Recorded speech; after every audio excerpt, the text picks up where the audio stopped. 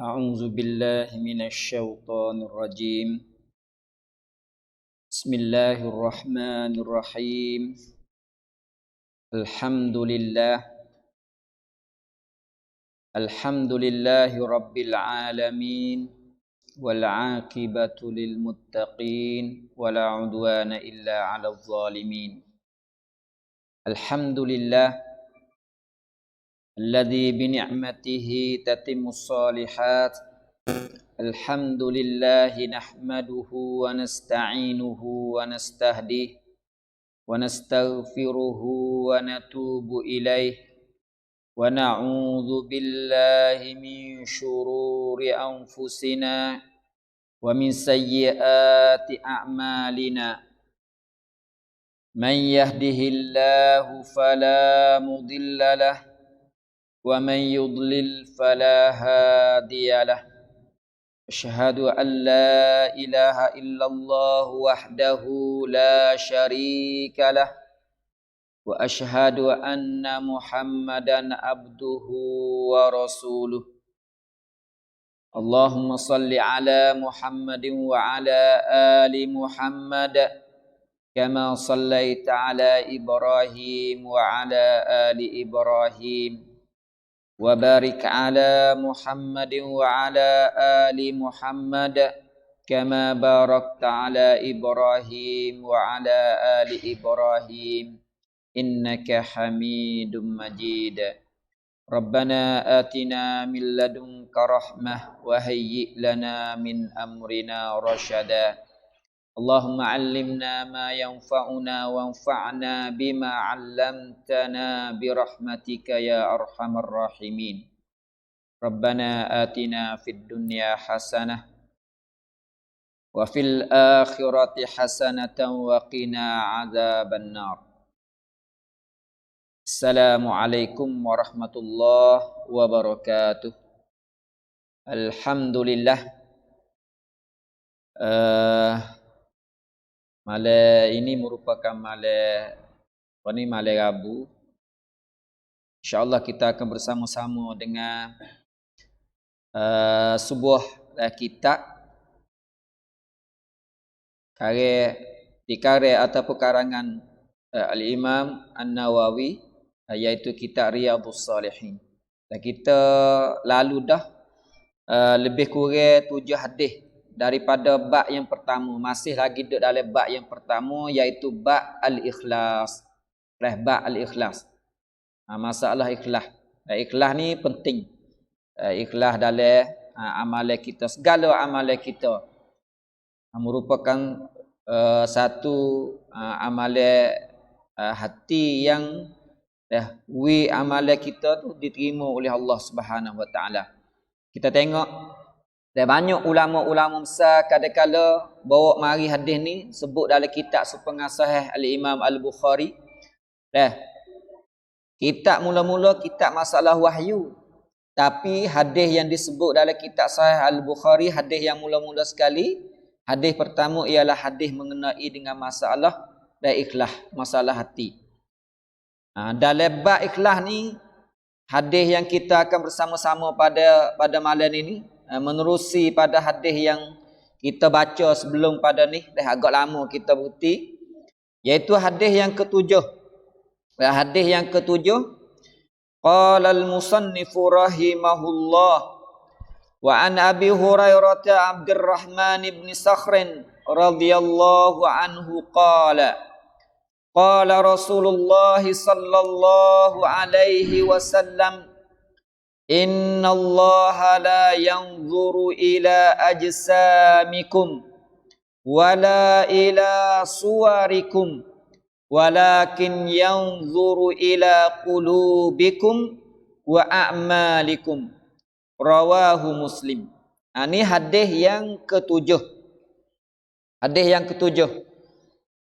Hadis riwayat oleh salah seorang sahabat Nabi yang dikenal dengan nama Abu Hurairah. Abu Hurairah ni panggil nama gelar ataupun kunyah. Kunyah ataupun lakak. Asalnya Abu ni kunyah. Jadi nama gelar kepada seorang sahabat Abu Hurairah. Nama dia ni ada perselisihan, adakah nama gapo, nama Abdul Rahman ke lain pada Abdul Rahman, ada perselisihan di kalangan ulama. Kebanyakan ulama hadis pendapat kata hak rajahnya namanya Abdul Rahman ibn Sakhrin. Abu Hurairah ni termasuk seorang sahabat yang paling banyak riwayat hadis daripada Nabi. Banyak sekali. Lebih kurang 5,000 lebih ataupun 6,000 lebih. Kalau kita kira mari 5,000 lebih, 6,000 lebih ni, tak banyak dah orang duduk pasal duduk seumur dengan Nabi. Kalau kita kira kata Abu Bakar, Umar, Uthman, Ali, Pak Khalifah ni orang yang agak paling lama duduk dengan Nabi. Tapi oleh kerana mereka ni ada cara riwayat hadis, dia tak riwayat hadis banyak. Dah dia tak riwayat hadis banyak, membawa kepada riwayat mereka sana sikit. Sikit nisbah kepada sahabat-sahabat yang riwayat banyak seperti Abu Hurairah. Abu Hurairah ni orang belakang dah. Masuk Islam daripada tahun belakang-belakang dah, 4 tahun duduk dengan Nabi. Tapi Abu Hurairah duduk dengan Nabi 4 tahun ni, Nabi berdoa supaya dia sana tu ingat hadis, tak terlupa ataupun tak lupa kepada hadis yang dia ingat.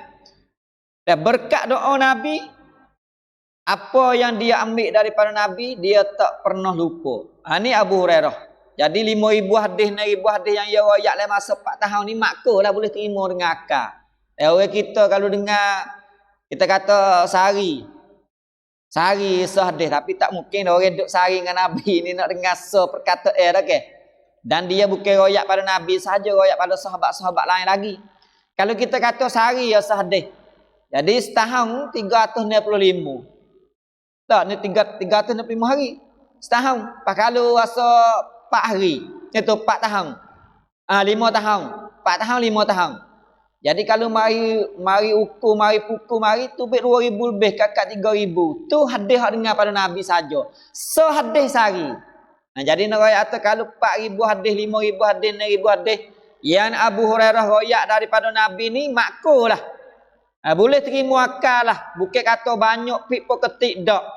Dan masa 4-5 tahun ni 6,000 hadis, 5,000 hadis, benar apa ketik. Kalau dengar sehadis pun 2,000 lebih dah, dekat 3,000 lebih. Apatah lagi Abu Hurairah ni duduk dengan Nabi setiap masa.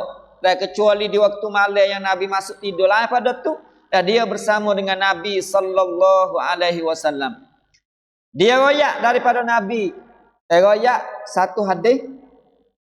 Dia kata Nabi sallallahu alaihi wasallam bersabda, qala Rasulullah sallallahu alaihi wasallam, Inna Allah, sesungguhnya Allah Ta'ala, taking Allah Subhanahu Wa Ta'ala nan, la yanzuru, tidak melihat, medimong, la yanzuru ila ajsamikum, tak ada tengok kepada tubuh badan kamu. Dan Allah Ta'ala, dia tidak tengok, maknanya tengok mengutamakan masalah tubuh badan kamu. Mungkin tubuh badan saya itu besar, tubuh badan tu sehat, barulah tu jadi orang yang ada harga di sisi Allah Subhanahu Wa Ta'ala. Jadi tubuh yang sehat, tubuh badan yang sehat dalam Islam, bukan kata dalam Islam kata dia ada orang Islam kena lembek, tak. Dalam Islam ni, dalam hadis yang lain, al-mu'min al-qawi khairun minal mu'min al-dhaif. Orang yang ada iman dalam jiwa dia yang kuat tubuh badan. Mukmin tu di segi hati dia, iman dia kuat. Qawi di segi tubuh badan dia kuat. Dalam Islam, benar tu benar molek. Bukan kata benar tercela. Tapi Allah Subhanahu Wa Ta'ala dia tidak letak tubuh badan, dia tak letak kegagahan, kekuatan tubuh badan sebagai benda utama bagi untuk nak kira kata orang tu paling mulia di sisi Allah Ta'ala. Sehat kena sehat orang Islam. Nampak tak? Kena sehat. Tapi kena ingat kata sehat ni, hak lebih sehat, kena lebih sehat lagi, hak duduk dalam. Ada sehat luar, hadis Nabi kata orang mukmin yang kuat tubuh badan dia memang lebih baik pada orang mukmin yang lemah tubuh badan dia. Kita kena sehat. Tapi hak naknya mukmin. Yang ada iman dalam jiwa dia, hak tu hak nak hak nombor satu. Sebab tu Allah Taala dia tak letak hak nombor satu ni di tubuh badan. Dan bukan kata orang tubuh badan sihat, tubuh badan besar, tubuh badan gagah, kuat pada orang lain, orang itulah yang paling mulia sekali di sisi Allah Subhanahu Wa Taala. Ada tidak? Tapi kalau sihat molek. Ada kalau sihat molek. Wala ila suwarikum. Dan Allah Ta'ala juga tidak melihat kepada rupa parah kamu. Mung ni kena orang jangok, orang putih, dah barulah mung tu mulia di sisi Allah Subhanahu Wa Ta'ala. Tidak. Nampak tak? Tak semesti kena jangok. Jangok tubuh badan, jangok apa ni rupa parah, kuat tubuh badan. Tidak semesti situ. Kalaulah mung tu rupa mung ataupun apa ni tubuh badan mung tidak sihat, mung ni orang lemah di sisi tubuh badan mung tak gagah, tak kuat. Dan rupa parah mung tu tidak jangok. Tapi kalau hati mung jangok, amalan mung buat tu baik kena dengan syarak, maka munglah adalah orang yang paling mulia di sisi Allah Subhanahu Wa Taala. Sebab tu hadis seterusnya Nabi kata, walakin yanzuru ila qulubikum wa a'malikum. Akan tetapi Allah Subhanahu Wa Taala melihat kepada hati-hati kamu dan amalan-amalan kamu. Allah Ta'ala tengok hak baik, hak nombor satu, hati dan amalan kita. Hati dan amalan kita, hati kita dan perbuatan kita. Hak itulah yang Allah Ta'ala tengok nombor satu sekali. Dalam setengah-setengah riwayat ni, dia mari dengan lafaz walakin yanzuru ila qulubikum. Akan tetapi Allah Ta'ala tilik dan Allah Ta'ala tengok pada hati kamu sahaja. Tak ada sebut a'malikum. Hak ni dia ada satu riwayat yang sahih juga, riwayat Imam Muslim. Mari sebutnya amalan-amalan kamu. Jadi setengah orang ni kadang-kala dia duk faham kata Tuhan ni, Allah Ta'ala ni, dia tengok di hati ya. Kalau hati bersih tak apa, belalah luar tak nak jadi baik mana. Tak boleh. Bukan kata aku hati bersih, doa benar tak molek. Apa tak? Dah dulu pernah tubik, pernah berlaku. Jadi orang tak kelubung. Bila mana orang tanya apa tak kelubung? Tak apa, hati bersih. Ada orang wanita tak kelubung, tak tutup aurat. Bila mana ditanya apa tak tutup aurat tak apa, hati bersih dah. Kena ke tak lagu tu? Tak kena. Kenapa dah tak kena? Hati bersih maknanya hati tu kena dengan hukum syarak. Amalan tubik baru yang kena dengan hukum syarak. Kalau kita tak terlubung, tidak tutup aurat, kemudian kita tu dakwa kata kita ni hati bersih, tapi amalan kita tak kena dengan hukum syarak. Bersih lagu mana tak kena dengan hukum syarak? Dia bersih hati, dia kena dengan hukum syarak. Kenapa tak? Ikhlas kena hukum syarak. Sebab tu dalam hadis ni dia mai kait dua kelimah lu dah tubik. Tuhan tak tengok kata kita ni kuat. Tubuh gagah besar lebih handle pada orang gagah, kalau nak gocah nak gocah nak gapo kita lebih pada demo. Rupa parah kalau nak tani jangok kita lebih pada orang lain. Tapi Tuhan tidak mengutamakan kuat tubuh badan dan jangoknya rupa parah. Hak Tuhan utama gapo? Iaitu hati yang ikhlas dalam kita buat satu-satu ibadat kepada Allah Ta'ala, dan ibadat amalan kita tu baik kena dengan hukum syarak. Mari dua selalu dah. Hati kena ikhlas, amalan kena betul dengan hukum syarak. Ada hak ni lah. Hak ulama kita ada sebut-sebut kata syarat-syarat amalan ni. Nak sah tidak sah ni dia kena ada dua syarat. Amalan nak diterima oleh Allah Ta'ala ataupun tidak terima oleh Allah Ta'ala, dia kena ada dua syarat utama. Yang pertama, hati kena ikhlas. Yang kedua, amalan kena muafakat dengan syarak. Ataupun istilah selagi dia panggil ittiba. Ada ikhlas dengan ittiba. Ikhlas ni hati bersih. Hati kita bersih dalam buat satu-satu ibadah hanya kerana Allah Ta'ala sahaja. Tidak ada syarikat dengan orang lain. Tidak ada sekutu dengan orang lain. Kadang-kadang kita buat amalan ni berasa dia mari Dia mari dah ke dia mari benda lain.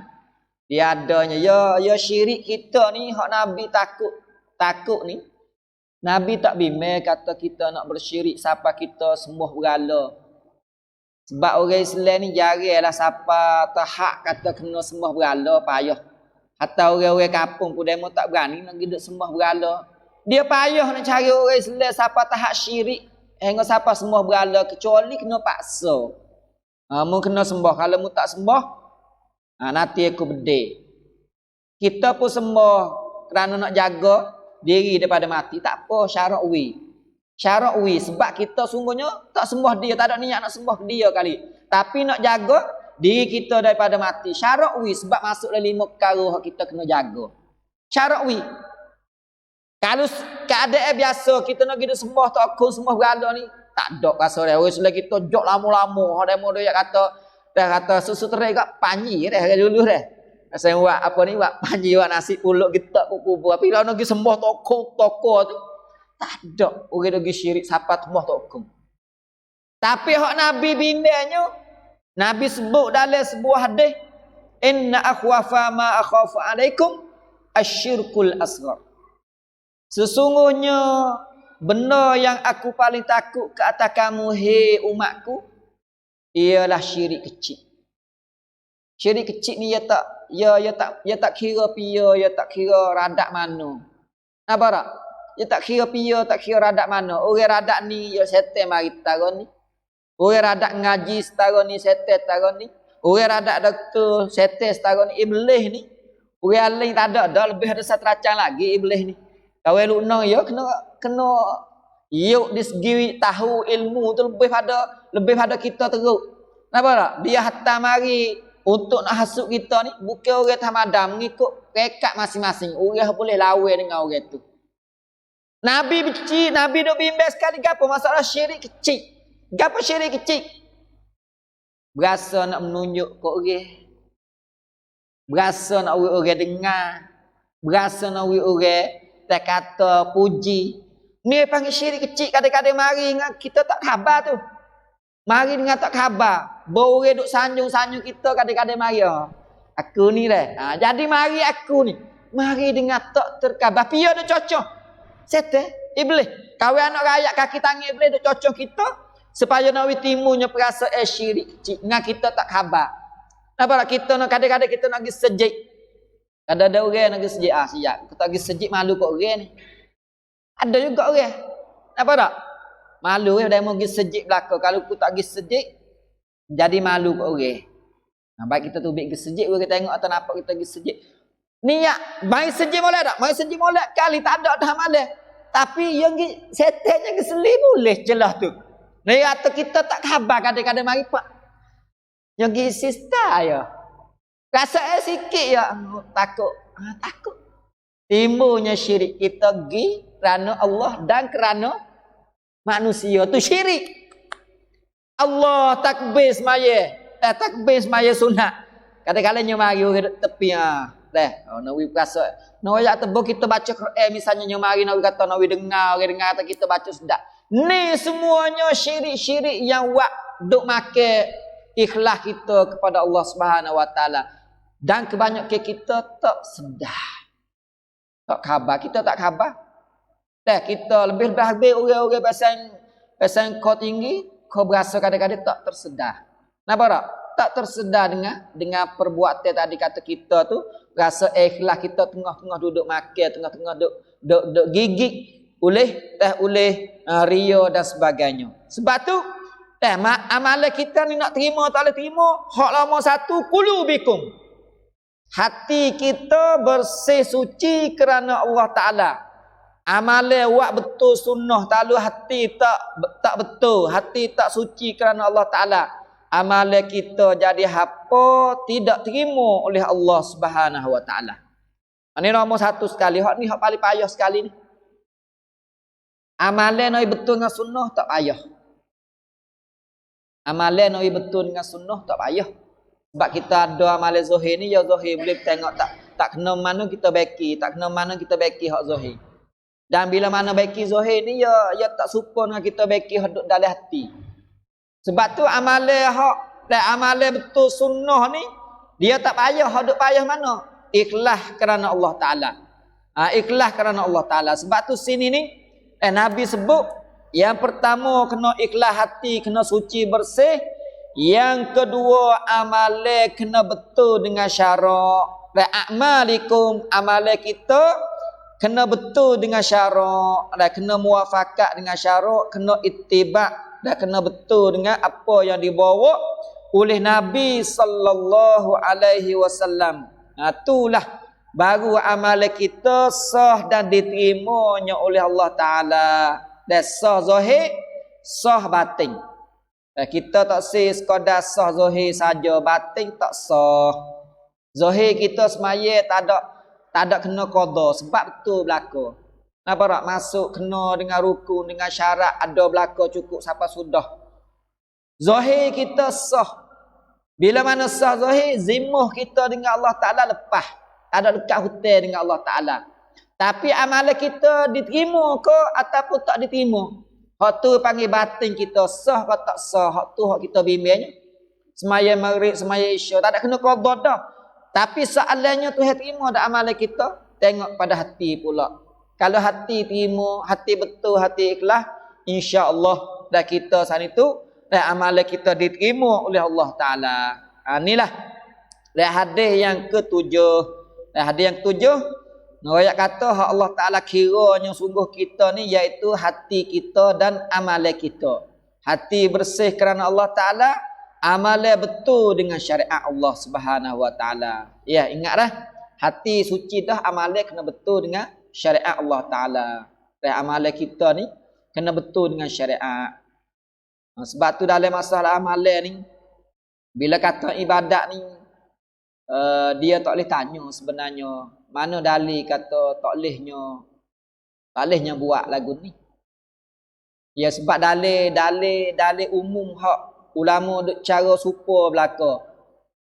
Supa belaka iaitu dia buat benda yang tidak waris pada Nabi fahuwa raddun. Benda yang tak waris, benda yang bukan pada syarak, maka dia ditolak. Ada dia ditolak.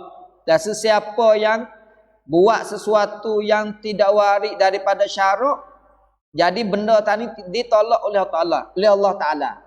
Maknanya amalan kita kena ada tempat rojok, tempat rojok, kena adanya dalil-dalil. Sebab itulah ulama kita dia kata, terutama dalam mazhab Imam Syafi'i ni, dia kata asal dalam bab ibadat ni iaitu kena bukti. Asal dalam bab ibadat tak boleh kita nak pandai-pandai. Maknanya kita nak buat satu perkara dalam bab ibadat, dia kena ada dalil.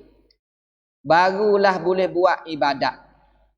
Dah kita nak semaya, nak puasa, nak reka-reka satu puasa sendiri, dia tak boleh kita nak duk reka sendiri puasa kita nak buat jadi satu ibadat. Tapi puasa gapo ni? Tak apa puasa gapo-gapo. Jadi kita reka sendiri ya tak boleh. Dia kena ada tunjuk asal. Buat apa boleh puasa lagu ni? Kerana adanya hadis kes sebut boleh puasa lagu ni. Misalnya puasa seles hari, puasa Nabi Daud, puasa sehari, buti sehari. Boleh ke tak boleh? Sebab hadis umum kata puasa Nabi Daud adalah puasa yang paling mulia. Lagu mana puasa Nabi Daud? Puasa seles hari. Nabi tak suruh duduk puasa jujur, tak ada buti-buti. Apa tak? Kita nak duduk puasa jujur, tak buti-buti, menyalahi dengan hukum syarak. Itu nak rakyat kata asal dalam bab ibadat, kita kena ada tempat kelik, tempat rojok. Bukan kata, mana dalil tak boleh. Dalil khusus kata tak boleh. Ada. Dalil umum mari sebut siap dah. Dalam bab ibadat kena ada dalil kita buat, barulah kita tu amalan kita diterima oleh Allah Ta'ala. Ini hadis yang ketujuh dalam bab ikhlas. Hadis yang ke-8 dalam bab ikhlas. Wa qala al-musannif rahimahullah wa an Abi Musa Abdullah ibn Qais al-Ash'ari radhiyallahu anhu qala su'ila Rasulullah sallallahu alaihi wasallam anir rajuli yuqatilu syaja'atan wa yuqatilu hamiyatan wa yuqatilu riya'an ayyu dzalika fi sabilillah faqala Rasulullah sallallahu alaihi wasallam man qatala litakuna kalimatullahi hiyal ulya fahuwa fi sabilillah muttafaqun alaih. Ni hadis yang ke-8. Dan hadis yang ke-8 hadis riwayat Abu Musa al-Ash'ari, salah seorang sahabat Nabi sallallahu alaihi wasallam yang panggil kibar sahabah lah. Riwayat daripada Nabi sallallahu alaihi wasallam. Dan satu hari ni Abu Musa dia duduk bersama-sama dengan Nabi. Tiba-tiba adanya seorang mari tanya Nabi. Tak ada seorang mari tanya Nabi sallallahu alaihi wasallam. Tanya mengenai dengan gapo?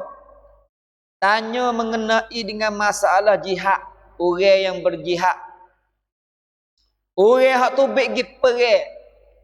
Dia tanya orang yang perang kerana nak nunjuk kata dia gagah. Tubik perang. Dah lawan catah tu catah ni bunuh orang tu bunuh orang ni, tapi dalam hati dia ada perasaan nak tunjuk royak ke orang kata dia ni gagah lebih pada orang lain. Dan dia tanya pula seorang lelaki hak lain pula tubik perang, tapi perang kerana nak tutup, orang panggil tutup balas. Murih orang bunuh orang warah dia dengan sebab orang murih pada orang bunuh anak dia, bunuh tok dia. Dia tu pergi perang dan bunuh orang tu tadi kerana nak tutup balas.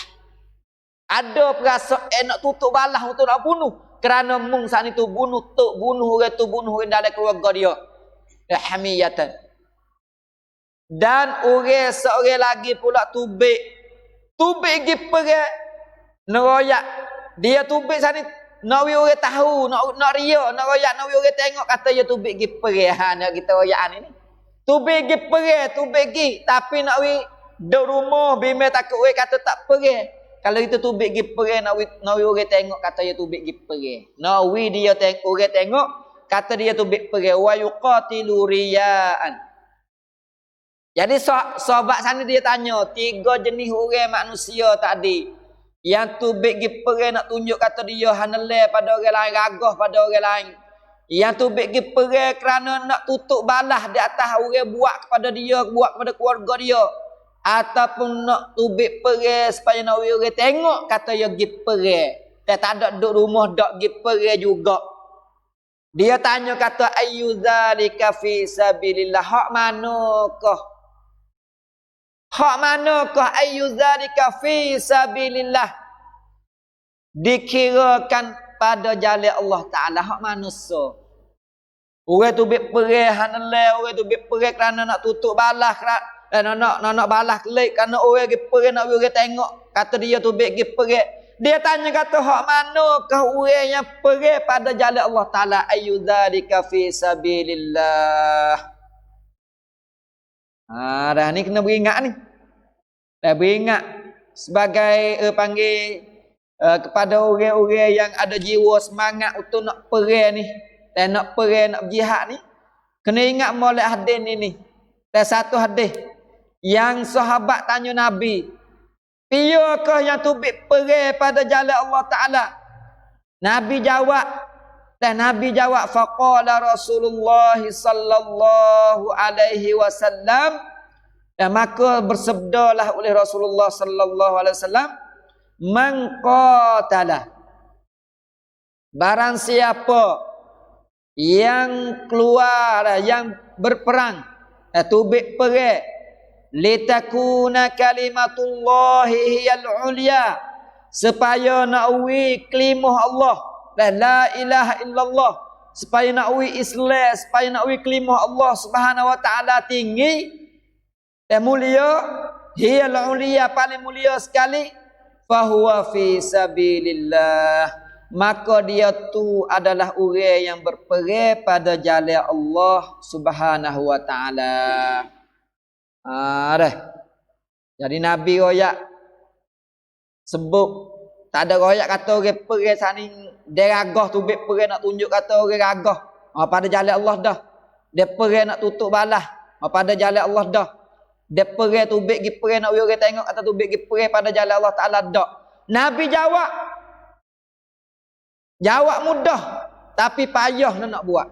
Iaitu perang bila mana seorang tu bet gi perang dalam hati dia niat supaya nak wi kalimah Allah Taala dan la ilaha illallah, supaya nak wi Islam adalah paling mulia di sisi Allah Taala, maka orang itulah berperang pada jalan Allah Subhanahu wa taala. Klik pada niat masing-masing. Dia tubik, dia mu perang tubuh badan gagah molek. Tak ada gapo molek dah, tubuh badan sihat. Tapi janganlah tubik supaya nak orang tengok kata kita ragah. Tapi tubik dalam keadaan kita ragah, niat kerana nak wi kalimah Allah Taala dan paling mulia di bumi Allah Taala, maka mu perang pada jalan Allah Taala. Dan kita marah kerana orang saat itu dia bunuh anak kita, tapi bila mana kita tubik pergi perang temu dengan dia, maka niatlah supaya bila mana kita bunuh dia, kita perang dengan dia, tujuannya supaya nak wi kalimah Allah Taala tinggi dan paling mulia di sisi Allah Subhanahu wa taala. Kena niat. Dok dia niat, dia niat supaya nak wi Islam tu dah mulia, dia niat supaya nak wi la ilaha illallah taala mulia, maka orang tu adalah dok pada jalan Allah Taala. Duduk pada jalan Allah Subhanahu wa taala. Inilah bagi orang yang atas perbuatan zahir walaupun betul kena dengan syarak, orang tengok, tapi kalaulah niat sani tak betul, niat tak kena, gedok niat nak orang tengok kata ragah, niat nak orang tengok kata kita tubik gi perang, niat nak bunuh balas bukan kerana Allah Taala, maka amalan zahir walaupun apa betul, tapi hakikat sungguh dia bukan perang pada jalan Allah Taala.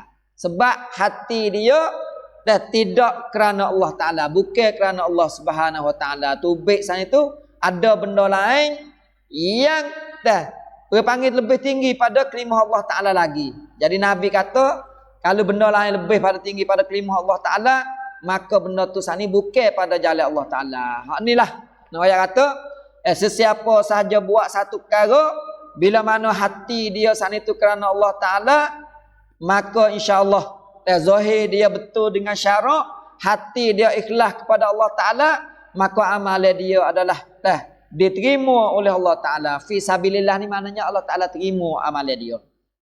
Jihad dia Allah Taala terima fi sabilillah. Ada kita ni kadang-kadang fi sabilillah tapi buat kita bukan kerana Islam, buat kita bukan kerana nak meninggikan kalimah la ilaha illallah. Ada kita bimbang juga kadang-kadang kita sani tu nak berjihad tapi tujuan tanah air. Kalau semata-mata tujuan tanah air ni tanah air dia panggil, kalau kita benda-benda hak kita tahu dah dan tutup nak ambil tanah air kelik mari ni benda tu hukum syarak bui. Tapi masalah kita tubik gi perang tu niat kerana tanah air, bukan kerana nak meninggi syariat Allah Taala, nak meninggi la ilaha illallah, nak meninggi agama Allah Taala. Jadi amalan kita saja-saja. Tubik tu zahir nampak kena, tapi Allah Taala tak terima, tak kira sebagai fi sabilillah. Fi sabilillah. Ini hadis yang ke-8. Hadis yang ke-8 riwayatnya muttafaqun alaih. Diriwayat oleh muttafaqun alaih ni maknanya riwayat oleh Imam Bukhari dan Muslim. Hadis sahabat yang sama dan lafaz yang sama ataupun berlebih kurang. Barulah dia letak kata muttafaqun alaih. Muttafaqun alaih. Ini hadis yang ke-8. Kita masuk satu hadis lagi. Hadis yang ke-9 sebagai hadis yang terakhir pada malam ni. Qala al-musannif rahimahullah wa an Abi Bakrata Nufai ibn al-Harith as-Saqafi radhiyallahu anhu anna an-nabiy sallallahu alaihi wasallam qala idza iltaqal muslimani bisayfayhima fal qatilu wal maqtulu finnar. Qultu ya Rasulullah hadzal qatilu fama balul maqtuli? Qala innahu kana harisan ala qatli sahibihi. Muttafaqun alaih. Allahu akbar. Hadis yang ke-9 ni, hadis daripada seorang sahabat dan Nufai, digelar di nama kunyah dia Abu Bakrah, terkenal dengan Abu Bakrah. Dia riwayat daripada Nabi sallallahu alaihi wasallam, dan Nabi bersabda, idzal taqal muslimani bisayfaihima, bila mana dua orang Islam gi jumpa, gi temu, gi perang bisayfaihima, dengan dua alat senjata, dua pedang mereka. Kalau pedang gak sah pedang lah ni, dia mau tak main dengan pedang ni. Apa tak? Pedang dengan pedang. Bila mana dua orang Islam sana tu gi bedeh dua orang tu. Bedeh dua orang tu. Perang dua orang tu. Nabi kata fal qatil, orang hak bedeh, orang hak bunuh, wal maktul, dan orang hak kena tikai, orang hak mati, orang hak kena bedeh. Finnar, jadi orang hak bedeh dengan orang kena bedeh, orang hak tikai dengan orang kena tikai, orang hak bunuh dengan orang hak mati, kedua-duanya Nabi kata masuk neraka. Masuk neraka dua. Maknanya orang Islam apa tak? Dia buat satu amalan yang masuk neraka. Iaitu masalah gi bunuh saudara dia. Gi dak bunuh saudara dia. Jadi bunuh orang Islam ni dosa besar. Dosa besar bunuh orang Islam. Orang yang buat lagu tu masuk neraka. Jikalau Allah Taala tu tak maaf. Kalau lepas pada Allah Taala, gulawe yang maaf tak? Kalau gulawe yang tak maaf, masuk neraka juga. Kenapa tak? Ana ayat kata orang hak bunuh dengan orang hak kena bunuh, kedua-dua masuk neraka kerana buat satu amalan yang dosa besar. Kita tak ada berasa heran mana orang hak bunuh, orang hak kena orang hak bunuh tu kalau masuk neraka sebab dia bunuh. Dia bedeh orang, dia masuk neraka. Tapi dia kena bedeh duk belawai dua orang tu. Bukan kata semata-mata bedeh, kalau kita duk saja orang duk saja kita bedeh peng. Jadi kita yalah orang kena mati, tak ada masuk neraka sebab tak ada bedeh ada kita. Tapi dia hidup belawai peng dua orang tu, hidup perang kokek-kokek dua orang tu. Nya mati nya seorang pada dua orang. Kedua-dua Nabi kata masuk neraka kedua. Orang hak bunuh sepatutlah dia masuk neraka sebab dia bunuh. Patut orang kena bunuh buat apa? Sahabat tanya. Qultu, jadi Abu Bakrah Nufai ni tanya, aku pun tanya Rasulullah, yang berasa pelik. Ya Rasulullah, hei Rasulullah, hadal qatil, ni tak apalah orang yang bunuh, dia bunuh masuk neraka. Kenapa tak? Dia bunuh, dia buat benar yang besar, bunuh orang Islam masuk neraka. Fabalul maktu, patut buat apa dengan orang yang kena bunuh pula, kena masuk neraka juga. Orang yang bunuh tak apalah dia masuk neraka. Orang yang kena bunuh buat apa kalau dia kena masuk neraka juga. Fama balul maktul.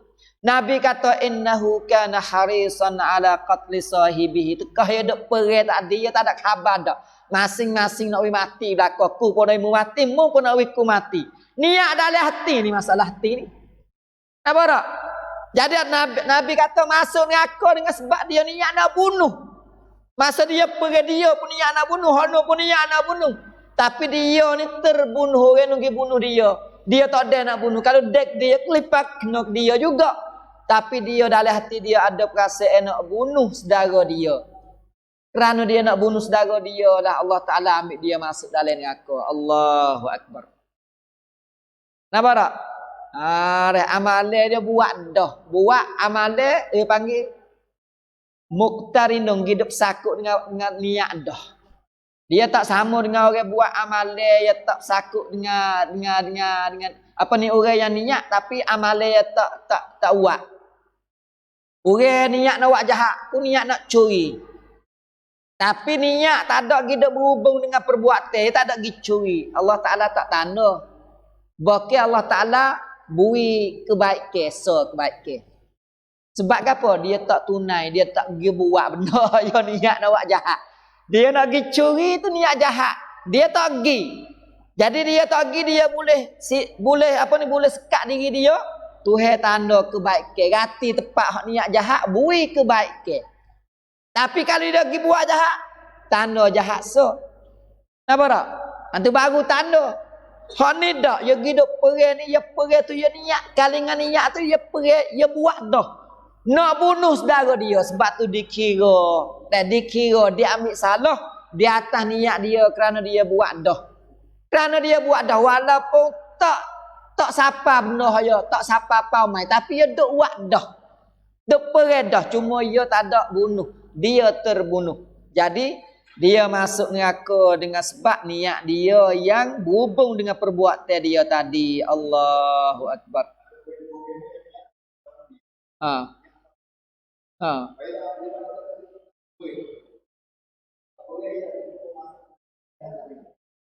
Niat nak pergi. Tapi tak ada pergi. Ada pergi ni. InsyaAllah dia akan masuk dalam hadis Tuhan royak kata Tuhan tanda jadi kebaikan. Boleh labur pahala. Boleh labur pahala. Ikalah kalau dah sahaja benda kita niat nak buat benda baik ni Tuhan widah ke niat. Kita niat nak buat benda baik Tuhan tanda dah. So, bila kita buat tanda pula.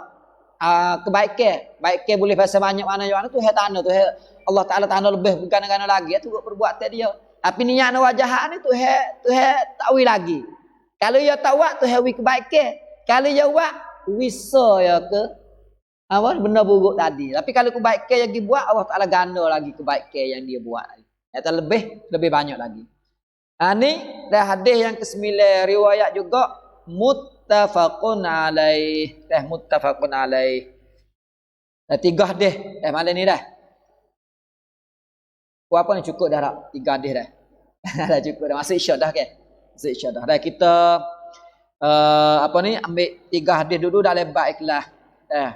Ada lagi 2-3 hadis insya-Allah dan kita akan baca seterus gilah. Dah hingga sampai habis bab ikhlas masuk pula bab-bab lain pula, dah bab taubat, bab sabar dan seterus gi. Mengikut apa yang Allah Taala takdir untuk kita. Dan apa yang benar insya-Allah itu semua daripada Allah Subhanahu Wa Taala. Salah dan silap adalah daripada diri saya sendiri. Aqulu qawli hadza wa astaghfirullah li wa lakum. Wassalamu alaikum warahmatullahi wabarakatuh.